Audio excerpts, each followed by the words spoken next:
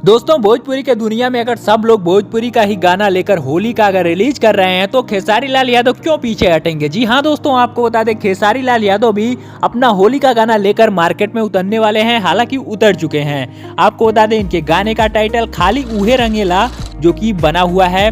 हालांकि मुझे लगता है ये होली का स्पेशल गीत 2025 का है। और आपको बता दें खेसारी लाल यादव का ये गाना होली का पहला गाना है, हालांकि 2025 का। और इस गाने को खेसारी म्यूजिक वर्ल्ड के चैनल से रिलीज किया गया है। आपको बता दें इस गाने को खेसारी लाल यादव ने पर्सनली गाया है और सिंगल तरीके से गाया है।